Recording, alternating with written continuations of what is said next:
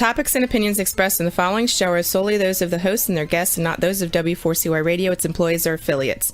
We make no recommendations or endorsements for radio show programs, services, or products mentioned on air or on our web. No liability, explicit or implied, shall be extended to W4CY Radio or its employees or affiliates. Any questions or comments should be directed to those show hosts. Thank you for choosing W4CY Radio.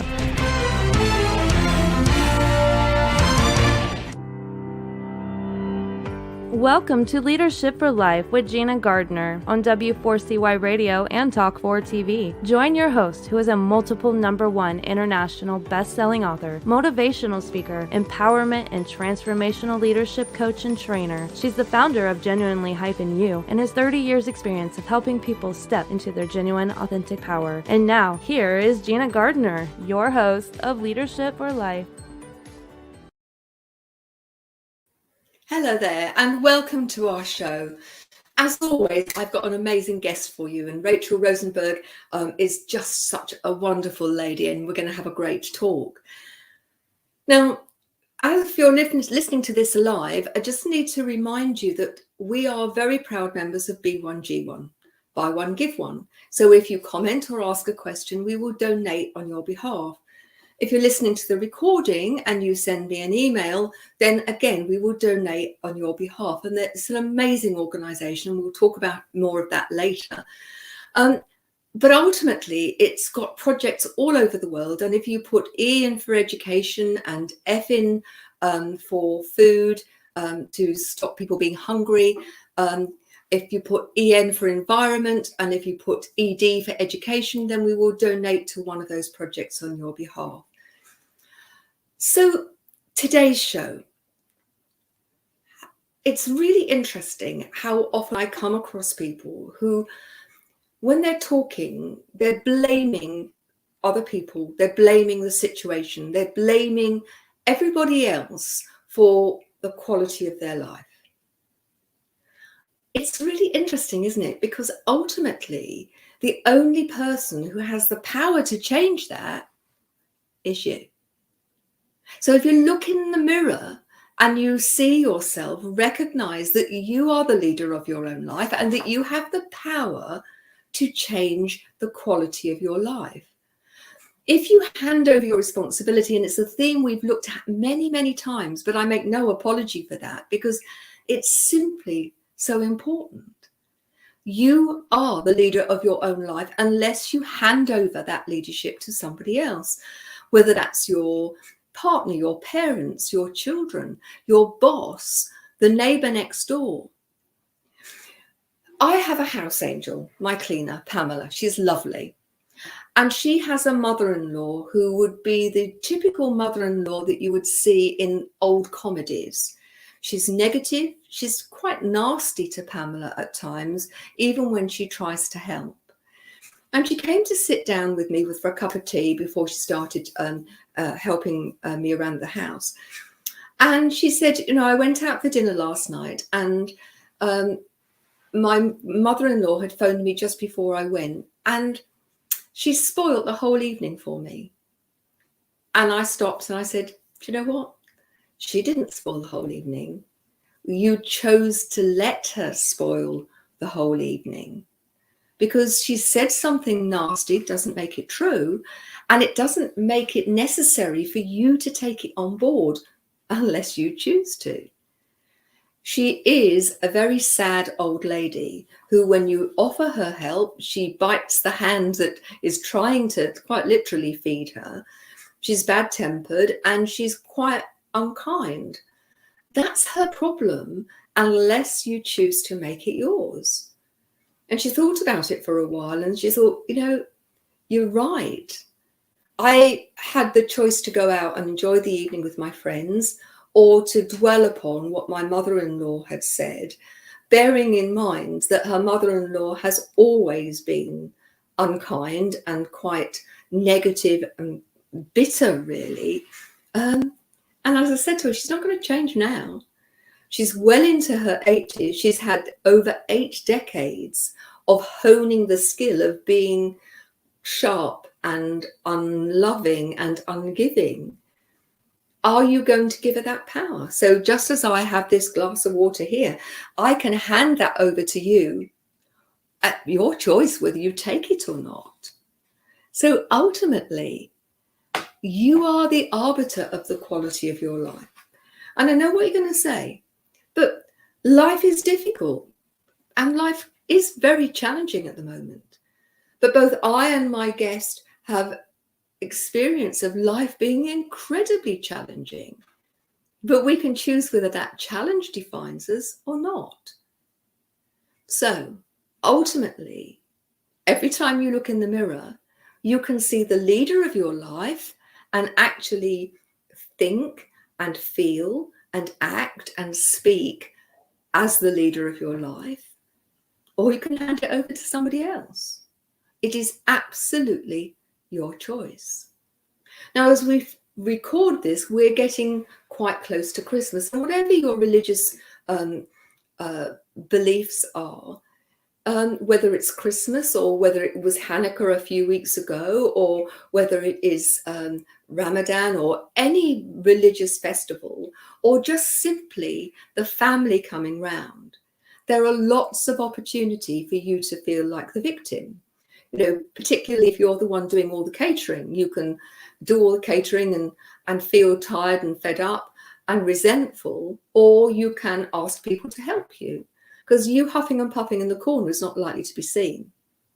But if you're going to do something and you've invited everybody round, then think about what's your intention? Are you doing it because it feels like a duty, or are you doing it because you want to make a nice time for everybody? If you go into it resentfully, then the person who's going to have the occasion spoiled most is you. You literally have the opportunity to do it with great heart, or to do it in a mean-spirited way. And I would urge you, if you are going to have people round, if you're going to do something for other people, then do it with a whole heart. Choose to do it as the leader, not as the victim. And, parcel out the jobs. You peel the carrots, you peel the sprouts, or whatever is your thing, so that everybody can enjoy it. They'll take their lead from you. And if you've been someone who in the past has been quietly festering in the background because nobody's helped you, and you haven't got the things that you need from other people done because you've not asked or because they've said no, then set the intention in your head that people are going to listen to you. Stand up straight, like an archetypal warrior or royal. Stand up and own the space. And don't ask in a wheedling voice, oh, please can you, or do me a favor, but just say, there's a lot to do. I'd be really pleased if you could help. Will you please peel the carrots or peel the potatoes or lay the table or whatever it happens to be? And start to take control. Be the leader. Be assertive. Never aggressive. Be assertive. So whether somebody is actually being unkind to you and not treating you in the way that you want to, or whether it's you want some help, then please set the intention. If somebody asks you for help and you haven't got the time, then simply say, I'd love to, but actually I'm really sorry I can't do it at the moment. And just say no, but do it graciously. Ultimately, if you are the leader of your own life, you create the quality of your own life. If you're not the leader of your own life, you're handing over the power to other people. And in doing so, you have to put up with what they give you. And if they don't give you what it is you want, then there's going to be disappointment. So after the break, I'm going to introduce my great friend, Rachel Rosenberg, and we are going to be talking about how if you have a positive perspective, you can have a positive life. And it all fits in with the theme. If you choose to look on the dark side of things, cup half empty, I'm not lucky, it's not fair, then that's the life that you're going to lead. If you're going to have a life where you think, life is challenging at the moment, but actually intrinsically life is precious, and I want to make the most of every day. You know, a really, really close friend of mine died last week, quite unexpectedly. She'd been fighting cancer. She's the friend that I spoke of when we were talking to Jane McClelland. But sadly, it wasn't the cancer that killed her. She contracted COVID and she died of COVID.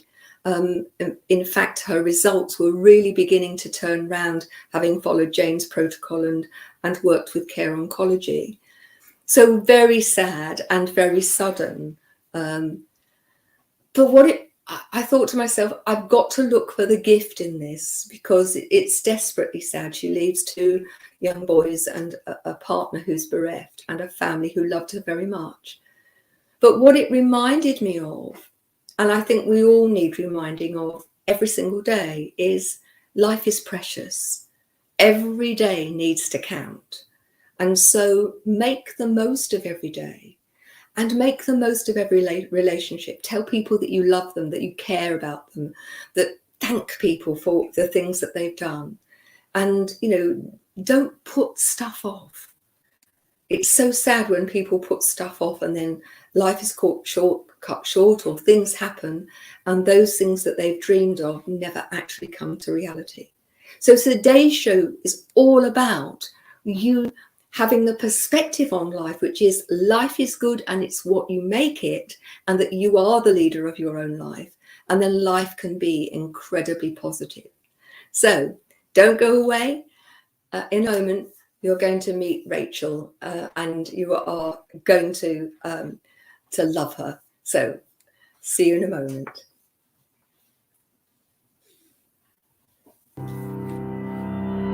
You have been listening to Gina Gardner on Leadership for Life. We'll be back after this quick break.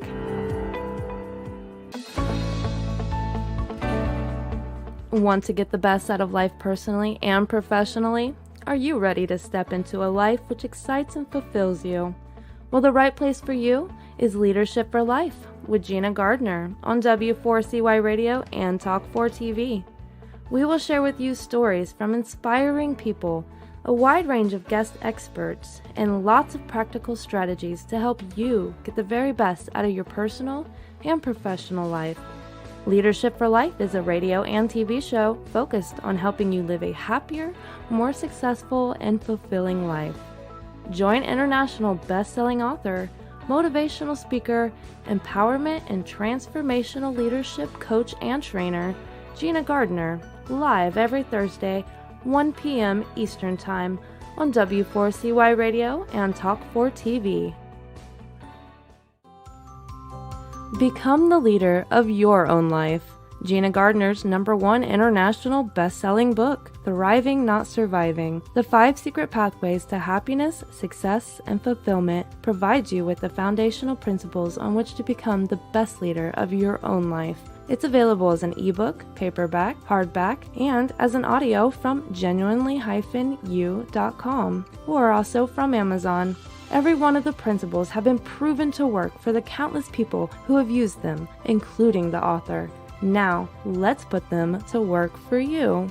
If you're ready to discover your true leadership life design, accelerate your journey with an invitation to join Gina for a Leadership for Life VIP Day. Choose your journey of self-discovery where Gina will help you navigate your way to happiness, success, and fulfillment. To find out more, email gina@genuinely-u.com.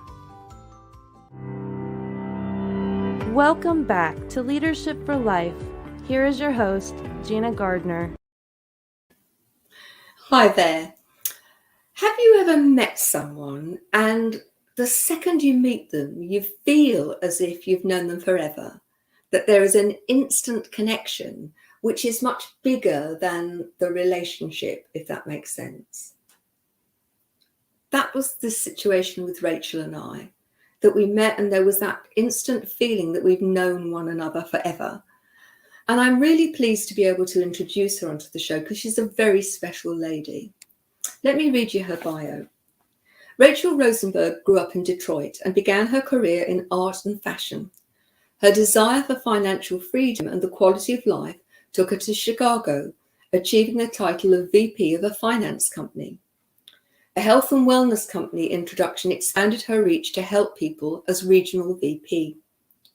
A single mum of 3 teenagers, Rachel shares her valuable lessons and blessings overcoming personal tragedy. So without more ado, I'd like to introduce you to my great friend, Rachel Rosenberg. Thank you, Gina. Hi, darling. Lovely to have you on the show. So grateful. Thank you. Just start off by giving us tell us your story. You know, how have you got to this place, and why? How is that affecting your life, and why is that so important? Everything you shared. But one thing that I thought was worth speaking to, because this is part of the story and one of the biggest lessons through everything, but in support of what you shared before the break, was about not being afraid to ask for help. And in my story, I never asked for help my whole life. I made the decision because of a relationship with my father growing up, that he was using behavior and my looking for his approval in a manipulative way. And I finally decided at the age of 14 that, like you shared, if it's to be, it's up to me. I'm done. I'm not going to ever ask anyone for anything again. I got this. And that pretty much was the way that I lived my life for most of my teenage and getting older years. And a snowboard accident left me with a brain injury. And now fast forward to 52 years old, and I had to ask for help. And I think beyond many other lessons, that in that snowboard accident, that was one of something I was forced to overcome. And I just want to, if I can, share what happened in that situation. Please do. And so I had almost lost my life to a subdural hematoma, and I'm in the ICU, and they're asking me for my will, and they did not think I was going to make it. And I never thought that, but I obliged. And when I left there, they were very pushing medicine, and I had seen a true story, a movie called Concussion, about the NFL, and they had the 12 Pittsburgh Steelers football players had the same brain injury as I suffered, and they all committed suicide. So I was so afraid to take the medicine. And they pretty much said, if you're not going to take the medicine, good luck, God bless, and you're not going to ever get back more than 60% best case. And a holistic neurologist was given to me. And it wasn't until I suffered a mini stroke that I reached out to him. And the plan was, after he guaranteed me that he could help me, was that I needed to come every single day. And it was about an hour from my house, 3.5 hours of therapy, and an hour back. And my only option, because I couldn't drive myself, was to ask somebody. And I asked my 80-year-old now father if he could drive me. And he said yes. And Gina and listeners, every day we drove together, and every day there was a lump in my throat, asking him and putting upon him. And not only did he drive me and sit there for 3.5 hours and bring me home, but he was then going and getting my kids and taking them to their after school activities. And every day, the feeling of putting upon him and feeling so uncomfortable about it. And one day he starts crying on our drive to the doctor, and he says, I can't help but thank you for asking me to do this. He said, I was in one of the worst places of my life, and you gave me purpose. And because of that, we reestablished our relationship, and he got really, really, really close to his grandchildren. So don't be afraid to ask for help. And I think a lot of us, we love to like give and give and give and give. And for me, that came from, and maybe for you can relate, from looking for external resources to fill me up, to make me happy. Like Gina, you shared, giving away the power to other people. And when you find it within yourself to be your biggest fan, and I know it makes a lot of us feel uncomfortable, trust me, but it's life-changing. Yeah. And when you don't allow other people to help you or ask for help, you're taking something away from them. You know, I couldn't agree with you more. I was on a course, and I talked about this in an earlier show. I was on a course, and we were the theme of the session was about giving help, asking help for help. And I was talking to my partner, John, and he said, do you like helping people? And I said, it's who I am. It is actually, there's a comment there. We can be angels to each other without knowing it sometimes. And I think that that's so true. So true. So thank you for contributing. And so John said, do you like helping others? And I said, I love it. It's who I am.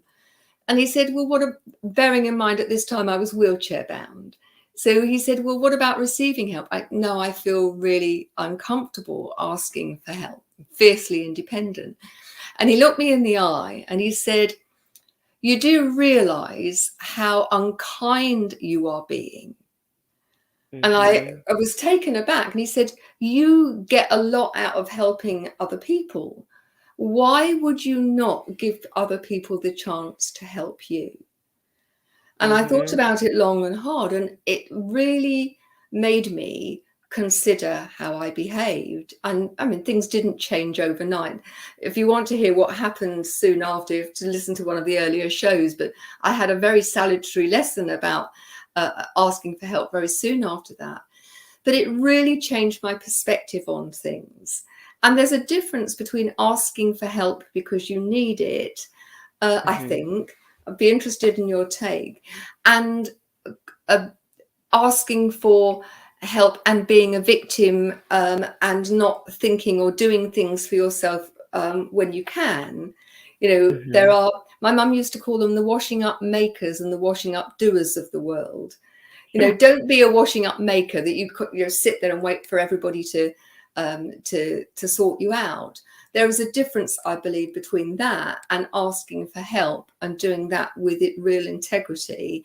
I'd be interested in your take on that. Do you think there's a difference between people who are constantly getting other people to do everything for them and they're quite capable, and those who are doing it because they really need the help? Absolutely. You know, I always say, like, blame, justify, and excuse, you know, where they don't take responsibility for themselves, like you were sharing in their life. But also, one of the blessings that comes out of asking for help and allowing people to help you, and Gina, I know that you'll be on the same page with this, is your relationships will change. And because, like Gina was sharing, you're speaking your truth, you're asking for help, you're creating a more honest and authentic relationship. And if somebody doesn't want to help when you need it, we don't know what's going on in their life sometimes, but it's changed. It's brought me closer to the people where after the brain injury, I had COVID. And again, I needed somebody to go to the grocery store and pick up my medicine, and we all benefit from that. So both parties. It's amazing.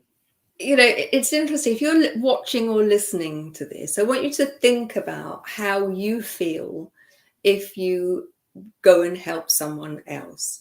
And I think, again, I'd like to make a distinction. You talked about previously that that helping was about getting external validation to make you feel good. And I think there are many people who do that and put themselves at the bottom of the list. They don't take care of themselves. They're so busy looking after everybody else because that's the way they get to have a positive relationship with themselves, because they don't actually love who they are. Now, I've listened to your recent TEDx talk, which I think is absolutely brilliant. The title of your talk is what? Secure your own oxygen mask. And I'm thinking when you're sharing this is something we hear over and over our whole life if you've ever been on an airplane. And even if you're traveling with small children or people who need your help, and that is, I believe, such a metaphor of life, because so many of us feel, I always felt that like this is selfish, self-love. Self-love is selfish. And most of us are doing for everyone else, like you said. And then at the end, you're a mom, you're a leader in some way, shape, or form in your life. Yeah. And you can't give from an empty place. No. And many of us are, and then we become resentful, and then we have we're doing it for other reasons, and it's those aren't the relationships. It's amazing when you can love yourself enough and come from that place where you're already worthy and deserving of whatever it is you're looking for. Just so important. But at a that is just vital, and I think that we need to let that settle. But on a practical note, if you fill yourself up first, you've got more to offer other people. If you're running on empty, eventually you're going to burn out, and then you'll have no choice, like because you'll be ill or because you'll just not have anything left to give. And so self-care, and there's a difference for me between self-care and self-indulgence. So for me, self-care is not a piece of chocolate cake. Well, maybe one piece of chocolate cake, but it's not constantly feeding yourself or drinking or going shopping. Self-care is about preserving one's physical, mental, emotional, and spiritual health in order to be better resourced, not only for yourself but for other people. And I think so many people misguidedly think that if they are always focusing on other people, then they are better people, rather than recognizing that self-worth, you are enough, that you are important, no more important than other people, but you are as important as other people, I think is really, really important. And the way I say to people is treat yourself as you would a really close, valued friend. And when you do that, you won't go so far wrong. So tell us more about your talk and where people can find it. They can find it at TEDx on the app. We're also sharing the link, I believe, and it's also on my website, rachelroselive.com. And it's about everything we're talking about through the growing up. And the worthy and deservingness is just, it's life-changing. And the other thing I think is important to share with the listeners, and again, Gina and I were just like, I think we were separated at birth, but the message of we were just talking about worthiness and self-care. at any age, you can change your path. So I just heard recently that the average age in the next few years is going to increase. What people's average life will be 125. Okay, so right, okay. So with that in mind, there's so many people that I meet, and I say, if time and money weren't an option, what would you be doing right now, or would you be doing what you're doing?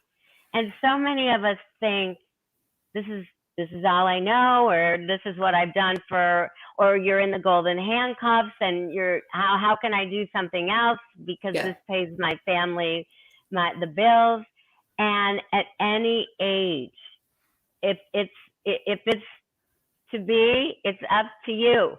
It's up to me. It's up to you.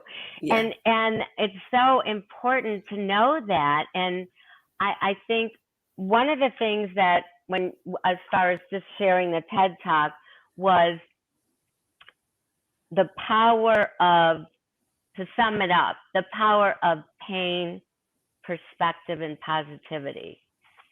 And I think that so many of us, we feel the pain and we want to numb the pain, whether it's through binge watching on Netflix, or eating or drinking, or any way to numb it or ignore it or deny it. But the pain is where our power is. And Gina, we share the overcoming. When we look to our pain, that's where our power is. Because anything that we've overcome or we've made possible for ourselves our hindsight could be hopefully somebody's foresight. And we take it for granted. Yeah. Because I feel like the power of your pain is where you can be in alignment, or look to seek an alignment for your purpose. There's in 1952, there was a runner. His name was Roger Bannister in the Olympics. And one of my favorite stories about Roger Bannister was, up until 1952, no one had ever run a 4-minute mile. And he did that year. And what's amazing about it was, in the preceding 3 years, 27 more people ran that in 4 minutes or under. And because he showed them what's possible. Now, all of a sudden, it was doable.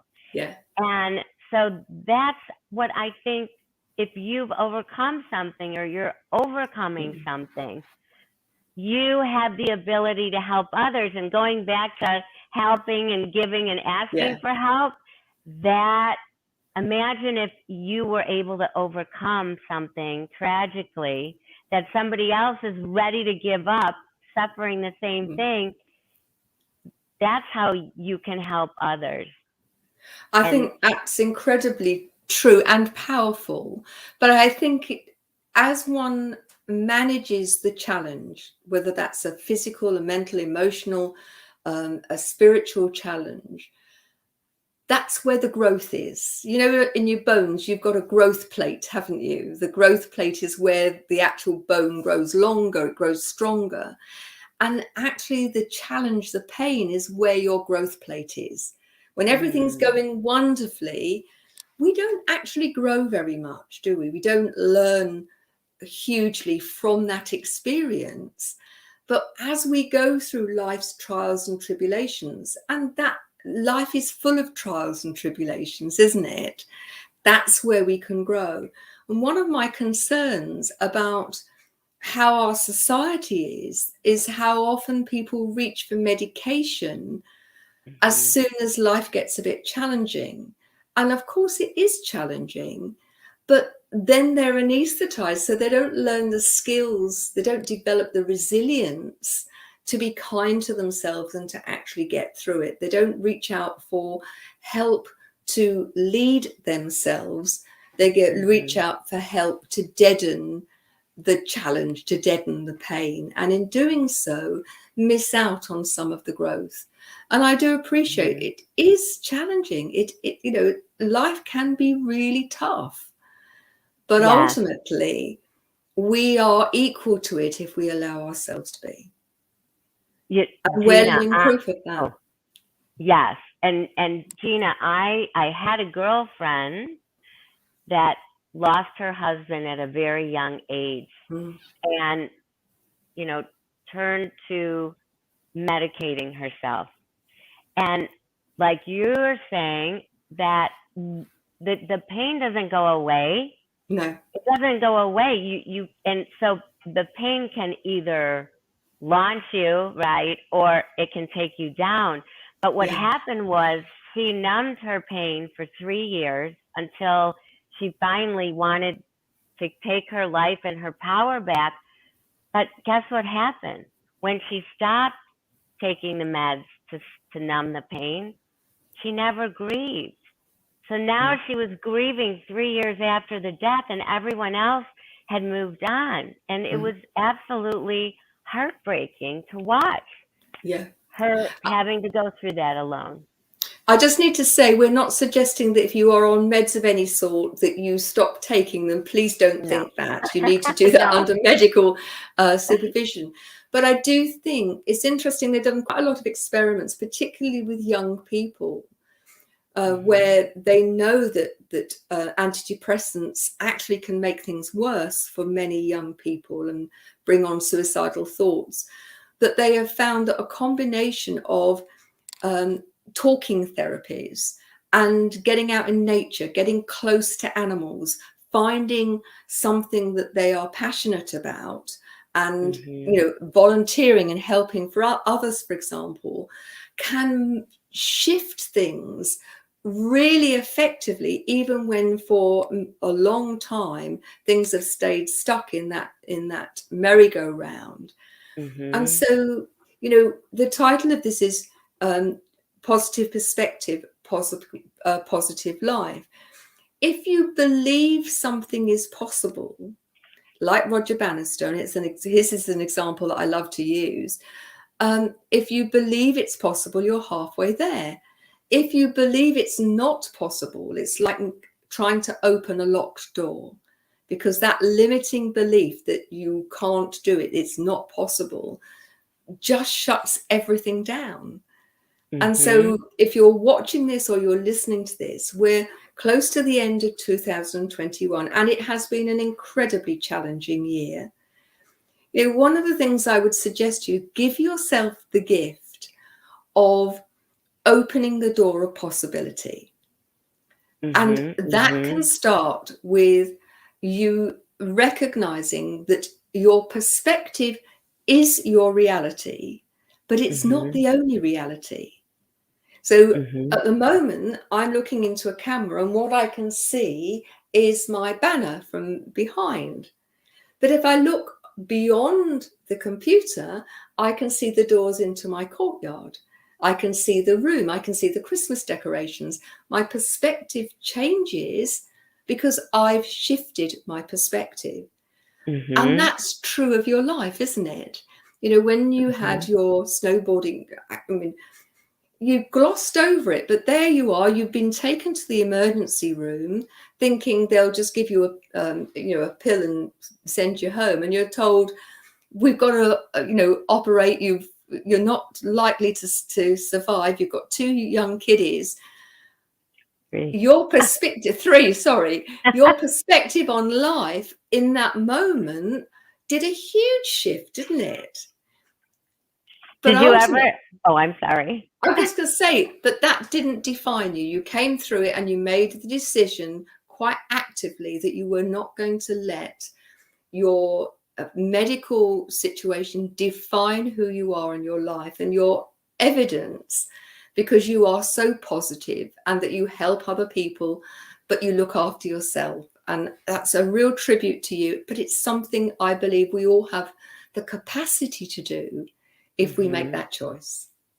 I love that. And, you know, the positive perspective is, I think that I had the blessing to be born with some rose-colored glass lenses on my eyes. But did you ever hear the story of the shoe salesman goes down to South America, and he's working for this big shoe company, and he gets down there and he calls them and he says, cancel the orders and book me a trip back. Nobody wears shoes down here. And then they send the second salesman down there and he says, quadruple the shipment and extend my stay. Nobody wears shoes down here. Imagine what we can do. So it's totally, you know, that picture where when you change the way you look at things, the way you look at things change, and it could be a vase or two women. Yeah.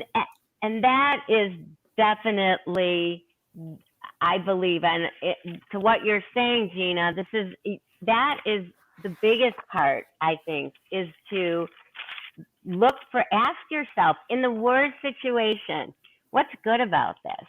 I have my snowboard in my living room, and because so many blessings came out of it. And like Gina's sharing, many times our blessings and lessons are in hindsight. But if you know that they're there and it's up to you to find them, it makes it so much easier to overcome whatever obstacles, because you know there's a light at the end of the tunnel. And absolutely, that's what you're going through for. And I think, you know, I think back now to I had a ski accident and, you know, for various reasons became wheelchair bound. For those people who watched the show, I became a principal or head teacher of a large school. And I ran my school for 20 years, mostly from a wheelchair. And I've often said, I would love to think that I would have created the same approach to developing the potential of other people and developing leadership, which is the backbone of my business, whether you're talking about an individual, a couple, a team, a whole organization. I'd like to think I'd have done that anyway, but I am honest enough to recognize that I had to find a different way because I couldn't physically get into classrooms. I couldn't physically do it the way that I would have done, which was the traditional way of doing it. Mm-hmm. I had to find a new way. And it was incredibly, and continues to be incredibly successful. Mm-hmm. That gift has not only been great for me, but for the thousands of people that I have helped. Mm-hmm. And that, I believe, came out of what could have been seen as a huge tragedy and a very negative thing. Mm-hmm. And I know you too help many, many people in a very different way as a result of your accident. Mm-hmm. I believe, I hope that's my goal, is to inspire hope and transformation. It was transformational. And I think a lot of times people who go through tragedy or so many things that have happened over the past year, that they want to give up, or they want to get back to how they were before. And you and I didn't have that opportunity. But again, that was a gift to us and to others, because and still trying to figure out, okay, I can't do what I could do before. How can I be in this place and make an impact and take advantage of where I am right now, instead of fighting to get back to where I was, which is never going to happen.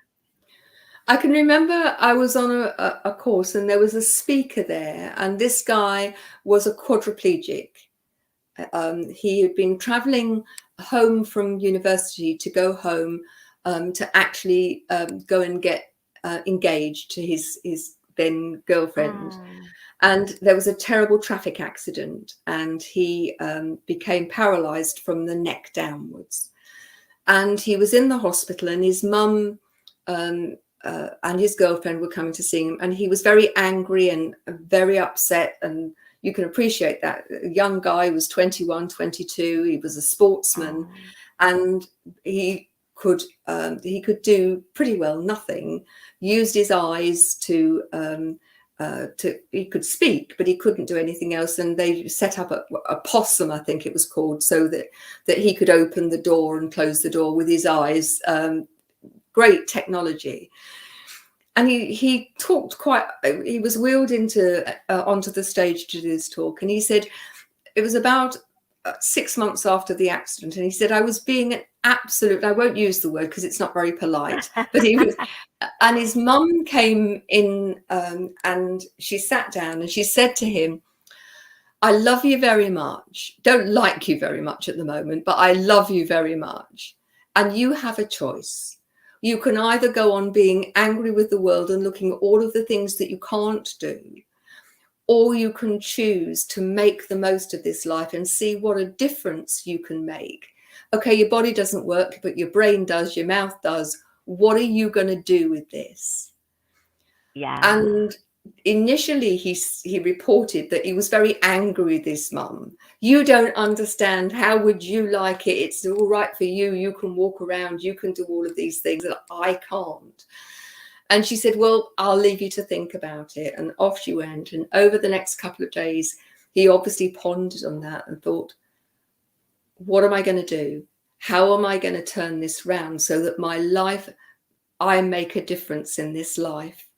And the first thing he started to do was to actually stop being angry and rude with everybody was trying to help him, back to the helping theme. And then he started to work with people to help him have the technology. He became a writer. He became a motivational speaker. He worked with young people. And I was so struck by this guy who had had such a hard time and had changed the perspective to make it a positive one.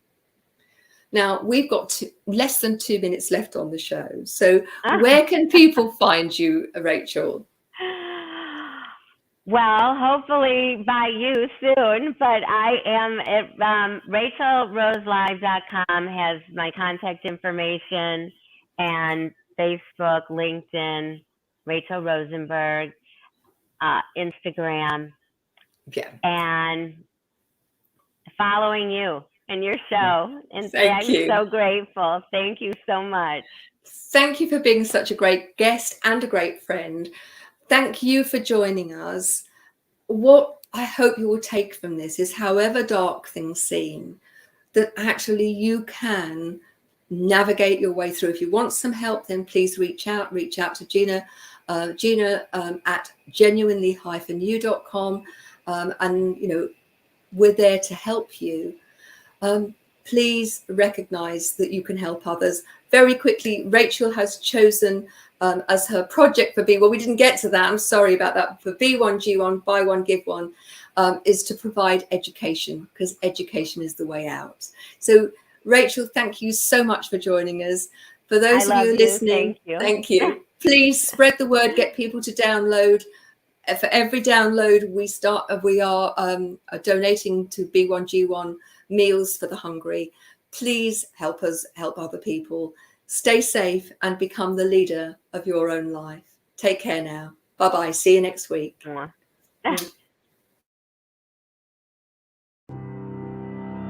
You have been listening to The Leadership for Life with your host, Gina Gardner. Make sure you tune in to W4CY Radio and Talk 4 TV next Thursday and every Thursday at 1 p.m. Eastern Time for more Leadership for Life. If you missed any part of this episode or just want to hear or see it again, you can find the archive of the TV show on Talk 4 TV's YouTube channel and the podcast of The Leadership for Life on iHeartRadio, Pandora, Spotify, Amazon Music, and wherever you listen to your podcast.